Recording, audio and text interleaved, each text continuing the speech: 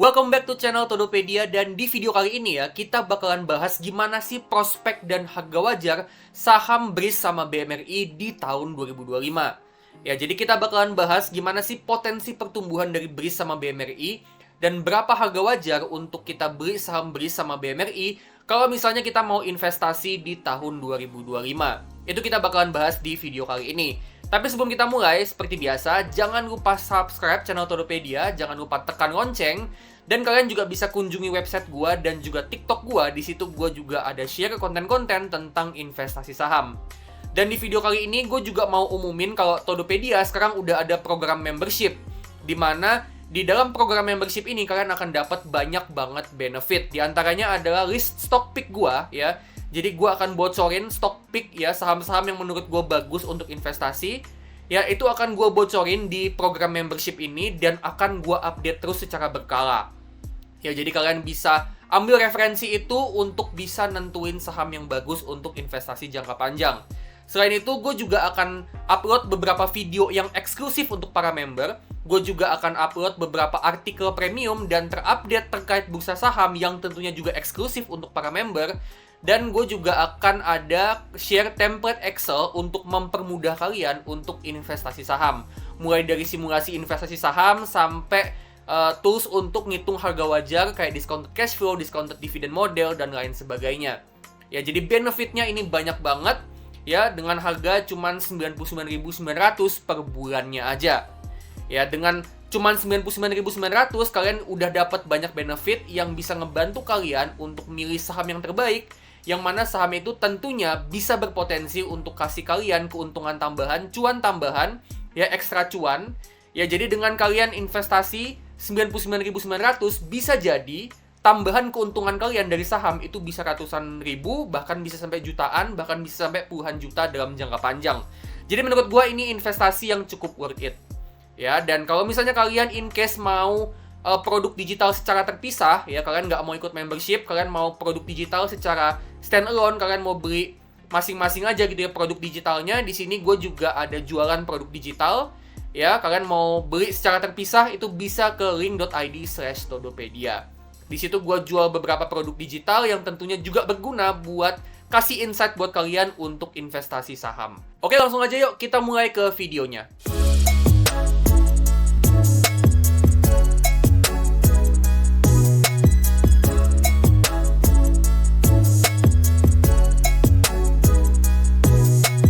Oke, kita langsung aja mulai ke pembahasannya. Kita mulai dari saham Bank Syariah Indonesia atau saham BRIS. Nah, kita update ya, gimana sih kinerjanya BRIS yang terbaru untuk full year tahun 2024. Jadi BRIS ini baru aja ngumumin laporan keuangannya untuk full year 2024. Nah, kita bisa lihat di sini ya. Pertama, untuk total financing atau total pendanaannya ini tumbuh 15%. Ini bagus banget. Artinya dengan pendanaannya tumbuh, artinya pendapatannya ke depannya sama labanya juga bisa tumbuh, masih bisa punya potensi untuk tumbuh untuk ke depannya. Ya. Terus untuk net margin income atau pendapatan margin bersih, ya, ini kalau di bank konvensional sama aja dengan net interest income, ya. Ini tumbuh 7,5%. Ya, pertumbuhannya oke lah, nggak terlalu tinggi banget. Tapi untuk fee based income atau pendapatan dari transaction fee, ya, ini tumbuhnya sampai 34% year on year. Jadi dibantu sama fee based income ini pertumbuhannya BRIS. Jadi itu ngebuat operating income-nya tumbuhnya sampai 12%. Ya, jadi pertumbuhan yang cukup bagus dari operating income ini kebantu banget sama fee based income-nya. Nah, terus di bagian bawah, di bawahnya operating income ya, kita bisa lihat di sini untuk operating expense ini tumbuhnya 14%. Nah, ini gue agak menyoroti yang bagian ini ya, karena ini kan artinya operating expense atau beban operasionalnya itu pertumbuhannya lebih kencang daripada pendapatan operasionalnya. Yang artinya BRIS ini dari segi efisiensi dia ini agak sedikit menurun. Ya, jadi gue mau highlight bagian ini bahwa BRIS ini dari segi efisiensi operasional dia ini ngalami penurunan di tahun 2024. Ya, tapi seenggaknya untuk PPOP-nya masih bisa tumbuh 8,8%. Ini pertumbuhan yang cukup oke. Ya. Nah, PPOP-nya atau laba operasinya ini tumbuh 8,8%. Ya, terus kebantu juga sama provision yang turun 30%. Nah, ini artinya BRIS ini di tahun 2024 ini dari segi pendanaannya, pendanaan yang macet ini bisa dibilang cuma sedikit. Makanya mereka ngeluarin pencadangan yang lebih sedikit di tahun 2024. Artinya memang kualitas asetnya BRIS ini bagus banget di tahun 2024. Dan itulah yang ngebuat net profitnya itu bisa tumbuh 22% year on year. Jadi untuk net profit ya ini kebantu banget sama beban pencadangannya yang menurun cukup drastis. Ya, tapi perlu kita sorotin bahwa operating expense ini naiknya cukup signifikan. Ya, dan semoga untuk tahun ini operating expense-nya ini naiknya nggak terlalu signifikan supaya bisa ngebantu juga untuk pertumbuhan dari labanya. Ya, jadi pertumbuhan 22% itu pertama kebantu sama fee based income, ya, tumbuhnya sampai 34%. Yang kedua, kebantu juga sama beban provision yang menurun. Ya, tapi yang jadi pemberat adalah operating expense-nya. Gitu ya. Tapi overall menurut gue dalam jangka panjang dengan total financingnya masih bagus pertumbuhannya, menurut gue kedepannya ini masih cukup bagus untuk potensi pertumbuhan BRIS untuk jangka menengah sampai jangka panjang. Ya. Nah, terus kita lihat di sini rasio perbankannya. Ya, untuk return on equity ini 17%, ini bagus banget ya. Artinya dia bisa cetak 17% profit dari modal yang dia punya. Ya, ini bagus banget. Terus untuk net imbalan atau NIM ya, kalau di bank konvensional sebutnya NIM. Kalau di bank syariah sebutnya net imbalan, ya.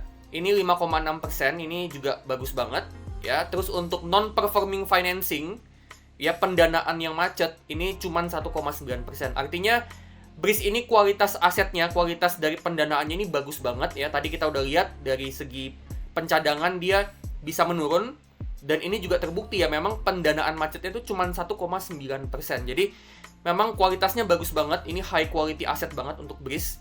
Ya, terus untuk likuiditas dari financing to deposit ratio atau biasa kalau di bank konvensional kita sebutnya loan to deposit ratio ya. Di sini FDR-nya ya atau LDR-nya ini 84%. Ya, ini cukup bagus ya menurut gua, likuiditasnya masih cukup bagus yang artinya ke depannya dari segi penyaluran kredit ini masih cukup bagus untuk BRIS ke depannya karena dia masih punya sisa uang dana simpanan yang masih cukup banyak yang mungkin belum dia kasih ke pendanaan gitu ya. Jadi dia masih punya sisa dana simpanan itu masih cukup banyak. Jadi kedepannya kalau dia mau ekspansi pendanaan, dia mau memperbanyak pendanaan, ya itu masih bisa banget gitu ya untuk BRIS. Terus terakhir untuk CASA rasio ini 60%. Sebenarnya ini ngepas banget ya. Di kriteria minimal gua untuk CASA rasio itu minimal 60%. Dia pas banget di 60,1% ya. Jadi ini termasuk memenuhi kriteria, tapi cukup mepet sebenarnya. Gitu ya. Tapi BRIS di tahun 2024 ini menurut gue secara overall ya, ini kinerjanya memang bagus banget. Dan bisa dibilang mungkin tahun 2024 ya, sama mungkin 2023 kemarin, memang BRIS ini ngalami peningkatan kinerja yang bagus banget. Ya, semenjak dia merger ya, dari 3 bank BUMN syariah, semenjak dia gabung jadi satu, bisa dibilang tahun 2023 sama 2024 ini bisa dibilang the best year-nya mereka. Nah, semoga aja mereka bisa terus berkembang terus ya, bertumbuh terus sampai nanti 2025, 2026, 2027 dan seterusnya. Dan mungkin BRIS ini nanti ya bisa jadi sumber pertumbuhan juga yang cukup masif buat para pemegang sahamnya. Gitu ya, termasuk kan pemegang sahamnya salah satunya ya BMRI ya, Bank Mandiri. Jadi harapannya dengan BRIS ini terus meningkat kinerjanya, harapannya itu bisa jadi sumber pertumbuhan juga untuk bisnisnya Bank Mandiri. Gitu ya. Nah, terus kita lihat di sini untuk BRIS ke depannya ya, mereka bilang bahwa akan lebih banyak capital investment untuk terus ngembangin bisnisnya.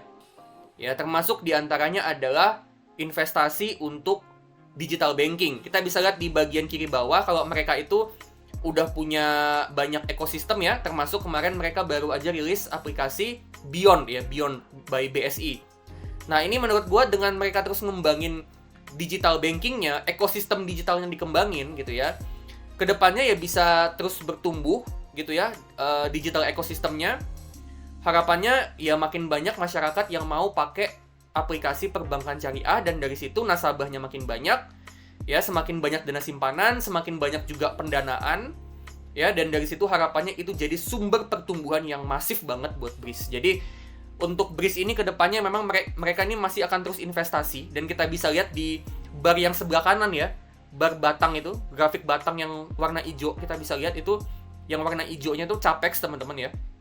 Capex itu belanja modalnya, yang mana kita bisa lihat di tahun 2024 itu capexnya naik tinggi banget sampai 3,2 triliun. Yang artinya memang BRIS ini masih terus-menerus dia cetak laba, terus dia puterin lagi labanya untuk investasi, untuk pengembangan bisnis. Gitu ya. Jadi BRIS ini bisa dibilang salah satu saham growth ya. Saham growth yang bisa kalian pertimbangin juga untuk invest jangka panjang. Tapi BRIS ini kedepannya menurut gua dividennya akan kecil banget. Ya, dividennya akan kecil banget. Jadi untuk yang invest di saham BRIS ya, kalau kita tahu kondisi bisnisnya kayak gini, dia lagi ngembangin bisnisnya, menurut gua kita nggak bisa expect dividen. Jadi kita expect-nya lebih ke capital gain aja.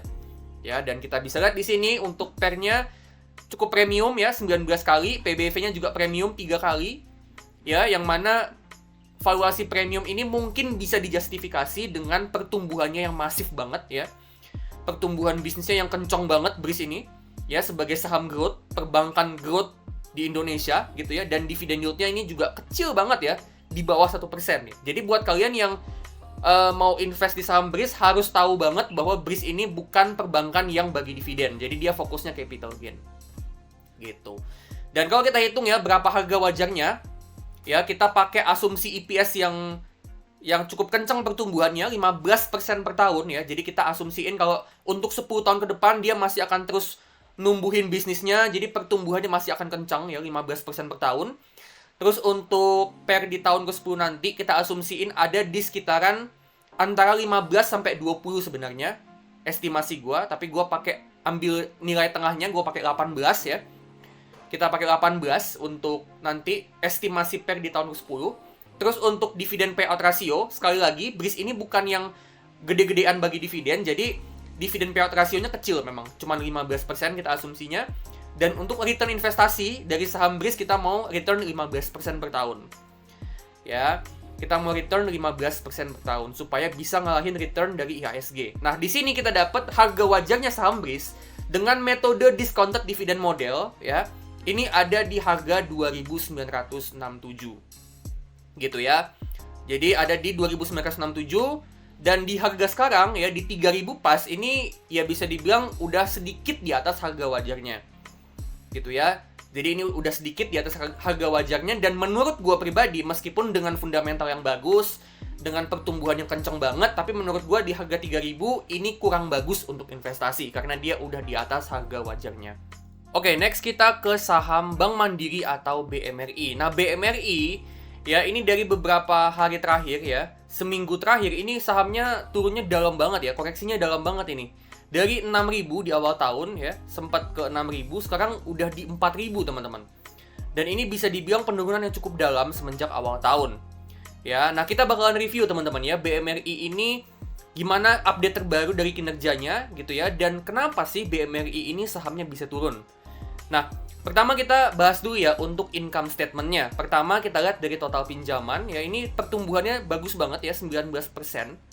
Ya, dengan pinjamannya bertumbuh, artinya BMRI ke depannya ini masih bisa untuk numbuhin pendapatan sama labanya. Ya, di masa depan dia masih punya potensi untuk terus bertumbuh seiring dengan pinjamannya bertumbuh. Jadi, dari segi loan ini bagus banget buat Bank Mandiri. Terus kita lihat ke bawah ya, bagian net interest income ini tumbuhnya 6%. Ya, ini cukup lambat di tahun 2024, dan untuk non-interest income atau pendapatan non-bunga tumbuhnya 4%. Jadi dari bisnisnya Bank Mandiri, baik dari pinjaman maupun dari non-pinjaman, kayak transaksi, falas, dan lain sebagainya, itu pertumbuhannya cukup lambat ya. Jadi ini pertumbuhan yang agak lambat ya, operating income-nya juga jadinya cuma tumbuh 5,7%. Ya, jadi operating income-nya dari operasionalnya itu pendapatannya tumbuhnya cuma 5% year on year. Nah, pertumbuhan dari pendapatannya yang cuma 5% itu juga dibebani lagi dengan pertumbuhan dari beban operasionalnya yang naiknya itu lebih kencang daripada pendapatannya. Ya, jadi ini pemberat nih buat BMRI. Ya, yang ngebuat PPOP atau laba usahanya BMRI itu tumbuhnya cuma 3%. Ya, PPOP-nya tumbuhnya cuma 3% dan itu ditambah lagi dengan provision atau pencadangannya yang naiknya lumayan ya, 17%. Gitu ya. Dan itu akhirnya ngebuat net profit atau laba yang bersihnya gitu ya, itu tumbuhnya cuma 1%, alias hampir nggak tumbuh sama sekali. Dari 55T di tahun 2023 ya, tumbuhnya itu cuma ke 55,7T. Ya, jadi pemberatnya ada di operating expense ya menurut gua. Ya, pemberatnya ada di operating expense, ada juga di provision. Ya, jadi beban mereka ini kenaikannya lumayan signifikan di tahun 2024 dan itu memperlambat pertumbuhan dari Bank Mandiri. Jadi pendapatannya pertumbuhannya udah lumayan lambat, cuma 5%, ditambah lagi beban operasionalnya sama pencadangannya naiknya signifikan. Ya, jadi salah satu alasan kenapa Bank Mandiri ini harganya bisa turun lumayan dalam, koreksi lumayan dalam, karena investor. Ya, menurut gue itu karena investor nggak expect kalau ternyata bebannya itu lebih besar dari ekspektasi. Gitu ya, jadi hasil dari net profitnya ini, ya, pertumbuhan dari net profitnya yang di bawah 1%, ini di luar ekspektasi dan di bawah ekspektasinya investor. Gitu ya. Jadi ya investor expect-nya lebih daripada itu, tapi ternyata cuma 1%. Jadi investor kecewa, dan terutama investor asing gitu ya, dan mereka buang barang. Gitu. Jadi net profit hampir stagnan dan itu buat asing mengecewakan. Nah, kita lihat untuk rasio perbankan ya, untuk ROE, return on equity ya. Ini 21%, menurut gua ini bagus banget ya. Artinya dia masih bisa hasilin 21% profit dari modal yang dia punya. Ya, terus untuk net interest margin atau margin bunga bersihnya ini 5,1%, ini bagus banget. Ya, artinya dia bunga bersihnya itu masih cukup besar untuk Bank Mandiri. Ya, terus untuk non performing loan atau NPL atau kredit macet ini cuman 1,1%. Ini bagus banget ya menurut gua. BMRI ini perbankan, salah satu perbankan dengan NPL atau kredit macet yang paling kecil se-Indonesia. Bank Mandiri. Ya. Jadi kredit macetnya kecil banget dan bisa dibilang Bank Mandiri ini punya aset quality atau kualitas aset, kualitas pinjaman yang bagus banget. Gitu ya. Jadi kelebihannya Bank Mandiri ada di NPL-nya yang kecil banget, yang artinya dia bisa ngejaga supaya nasabah yang minjem sama dia itu adalah nasabah yang kualitasnya tinggi. Ya, dan memang BMRI ini kan perbankan korporasi ya. Jadi memang yang pinjam sama dia itu perusahaan-perusahaan korporat besar yang memang keuangannya udah cukup oke.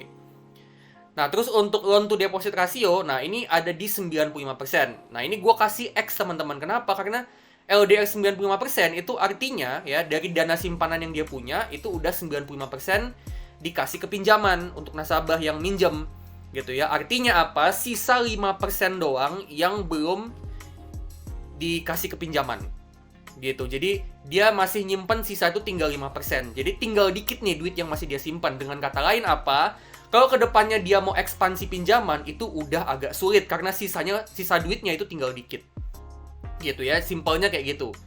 Nah, jadi Bank Mandiri ini masih, menurut gua masih akan agak lambat ya pertumbuhan pinjamannya untuk kedepannya, dan itu juga mungkin yang ngebuat investor asing itu jadinya mereka merasa bahwa Bank Mandiri ini pertumbuhannya akan melambat ke depannya. Jadi makanya ya mereka kecewa dan buang barang juga. Gitu ya. Dan untuk CASA rasio ini ada di 74%, ini bagus banget. Ya, jadi sebenarnya kinerjanya BMRI ya, kinerjanya BMRI ini sebenarnya bagus banget, tapi memang terganjal sama loan to deposit rasionya. Ya, loan to deposit rasionya yang udah tinggi banget ya, ini bisa jadi kedepannya pertumbuhan pinjamannya akan lambat. Gitu ya, tapi semuanya, selebihnya ya, ini masih bagus banget, terutama untuk non-performing loan sama return on equity-nya, ini bagus banget. Gitu ya, CASA-nya juga masih tinggi ya, 74%, artinya dia cuman punya 26% untuk dana mahal gitu ya, 74% dana murah yang bunganya kecil, 26% dana mahal yang bunganya gede. Ya, porsi dana yang bunganya kecil itu jauh lebih besar dari dana yang bunganya gede. Jadi dari segi beban bunga, efisiensinya Bank Mandiri ini cukup bagus. Gitu ya. Nah, terus untuk kedepannya Bank Mandiri tentu masih ngembangin digital banking. Ya, dia masih ngembangin Livin by Mandiri, yang mana kita bisa lihat ya di grafik yang sebelah kanan, ya grafik yang atas, yang grafik garis ya, kita bisa lihat untuk transaction value dan transaction frequency itu naik terus ya dari tahun 2022. Nah, ini bagus banget, artinya kan dengan transaksinya terus bertumbuh, ya artinya pendapatan yang bisa dapat untuk setiap transaksi itu akan makin besar untuk Bank Mandiri. Gitu ya, artinya pendapatan transaksinya Bank Mandiri itu semakin besar seiring dengan dia transaksinya itu makin banyak di dalam aplikasi Livin by Mandiri. Dan memang kita lihat di bawah grafik batangnya, Kita lihat ya, fee based income-nya tuh pertumbuhannya kenceng banget dari tahun 2021. Gitu ya. Jadi memang fee based income atau pendapatan dari fee ya, salah satunya transaction fee dari Bank Mandiri ini memang pertumbuhannya kenceng banget dan bisa jadi ini adalah penggerak pertumbuhan untuk Bank Mandiri di masa depan. Ya, jadi bisa jadi dia ngedorong pertumbuhan dari pendapatannya Bank Mandiri terutama dari segi non bunganya. Nah, terus nextnya kita bisa lihat di sini ya. Nah, kita bisa lihat di bagian atas. Nah, ini loan growth-nya untuk guidance tahun 2025 ya, untuk proyeksi tahun 2025, loan growth-nya itu ada di sekitaran 10-12%. Nah, 10-12% ini lebih kecil daripada pertumbuhan kreditnya tahun ini yang sampai 19%. Ya, jadi ini juga mungkin teman-teman yang ngebuat investor itu kecewa. Jadi pertumbuhan dari pinjamannya itu diproyeksiin itu melambat. Ya. Jadi pertumbuhan kreditnya ke depannya diproyeksi akan melambat dan itu ngebuat investor kecewa, makanya mereka jual sahamnya rame-rame, buang barang. Gitu. Jadi ketika ada perlambatan pertumbuhan yang namanya asing itu pasti akan keluar rame-rame. Biasanya kayak gitu. Gitu ya. Memang kayak begitu memang investor asing. Jadi mereka kecewa pertumbuhannya kok lambat. Kok nggak sekencang yang sebelumnya gitu. Jadi menurut gua ya, kenapa sih BMRI ini dia ini dibuang sama investor gitu ya sampai harganya koreksi dalam, itu karena yang pertama memang investor ini merasa bahwa pertumbuhan kreditnya ke depannya ini akan lambat. Jadi mereka buang barang, dan yang kedua tadi memang untuk pengeluarannya, operating expense-nya ini memang cukup bengkak ya. Jadi cukup bengkak. Nah, itu ngebuat mereka jadinya mereka itu jadi ekspektasinya kok nggak sesuai gitu loh. Ternyata nggak sebagus itu Bank Mandiri gitu ya. Jadi itu alasan kenapa Bank Mandiri ini sahamnya kemarin dia koreksi dalam. Menurut gue seperti itu. Nah, kalau kita bicara tentang harga wajar sama valuasi ya, untuk valuasinya Bank Mandiri di harga 4.800 ya, ini ada di price to earnings 8,1 kali. Ya, 8,1 kali price to earnings, yang mana menurut gua untuk perbankan blue chip kayak Bank Mandiri yang kinerjanya menurut gua memang agak jelek untuk sementara gitu ya. Bukan agak jelek, tapi agak performanya agak sedikit melambat gitu ya. Pertumbuhannya agak melambat untuk sementara. Menurut gua ini 8,1 kali menurut gua ini opportunity ya. Opportunity untuk beli saham Bank Mandiri. Apalagi PBV-nya juga 1,6. Biasanya Bank Mandiri itu di sekitaran 1,8, 1,9 PBV-nya. Bahkan beberapa kali itu bisa sampai 2 kali ke atas. Nah, ini di 1,6 kali PBV, menurut gua ini juga pertanda kalau BMRI sekarang under value. Dan dividen yield-nya ya, kalau kita beli di harga 4.880 itu kita bisa dapat dividen sampai 7,3% dividen yield. Dan menurut gua, dividen yield 7% ke atas untuk saham blue chip yang masih punya potensi pertumbuhan ke depannya kayak Bank Mandiri, ini dividen yield yang menarik. Gitu ya. Dividen yield yang menarik banget. Dan Bank Mandiri dengan dia masih ada potensi pertumbuhan, yang menurut gua memang pertumbuhannya masih ada seiring dengan ekonomi Indonesia yang masih bisa tumbuh. Gitu ya. Dengan dia pertumbuhannya masih ada, ya dividen yield-nya ke depannya di masa depan ya juga bisa meningkat. Bisa dari 7,3 ke 7,6, ke 8, 8,5, 9, dan seterusnya. Gitu. Jadi potensinya masih gede dan valuasinya cukup murah. Dan kalau kita hitung harga wajarnya dengan metode discounted dividend model dengan EPS growth itu 6% per tahun, ya asumsi ke depannya gue pakai yang agak konservatif ya. Jadi gue agak pakai asumsi pertumbuhan yang agak lambat aja, 6% per tahun, which is itu pertumbuhan yang cukup lambat sebenarnya. Ya. Dan abis itu gue pakai asumsi PER di tahun ke-10 itu estimasinya ada di 13 kali, yang mana 13 kali itu adalah rata-rata PER-nya Bank Mandiri dari beberapa tahun terakhir ya. Terus untuk dividen payout ratio gue pakai 60%, yang mana itu dividen payout rasionya Bank Mandiri selama ini dari beberapa tahun terakhir. Dan untuk return investasi gue mau return 15% dari saham Bank Mandiri ya. Dengan estimasi seperti ini di masa depan nanti kita dapat fair value-nya Bank Mandiri itu ada di 5787, atau ya kita buatin sedikit di 5.800, 5.775 sampai 5.800. Di antara segitu itu harga wajarnya. Nah, kalau misalnya kalian mau pakai margin of safety ya, misalnya 10%, nah itu berarti belinya di 5.200 ke bawah. Kalau mau 20%, berarti belinya di 4.600 ke bawah. Kalau mau 30%, ya kalian mau margin of safety-nya gede banget, itu belinya di 4.000 ke bawah. Nah, BMRI di 4.800 ya, 4.900-an. Ini artinya dia ada di margin of safety lebih dari 10%. Jadi menurut gua margin of safety-nya udah cukup tebel. Apalagi dia kan saham blue chip yang memang kinerjanya cukup stabil, Bank Mandiri ini. Gitu, dia perbankan yang cukup stabil, ya perbankan korporasi. Menurut gue kinerjanya cukup stabil dan kedepannya masih cukup stabil juga dengan pertumbuhan yang cukup oke. Gitu ya, dan ini juga dengan estimasi EPS-nya itu cuman sekitar 6% per tahun. Nah, menurut gue ya, ini prediksi aja ya, EPS-nya itu menurut gue masih bisa lebih dari 6%. Tapi kita pakai aja konservatif gitu ya, untuk jaga-jaga aja kalau misalnya ternyata analisa kita salah, ya kita pakai asumsi yang lebih konservatif supaya kita bisa untuk prepare untuk worst case-nya. Jadi kalau misalnya kalaupun dia pertumbuhannya memang lambat ke depannya, kita seenggaknya udah siap gitu ya. Jadi harga wajarnya di 5787. Oke, jadi harga wajarnya BRIS itu ada di 2967 dan untuk BMRI ada di 5787. Ya, jadi valuasi ini kita hitung ya, harga wajar ini kita hitung pakai discounted dividend model. Nah, kalau misalnya kalian mau ya dapat tools untuk discounted dividend model ya, kalian bisa hitung harga wajar saham plus juga kalian bisa dapat harga untuk margin of safety 10%, 20% sama 30% ya.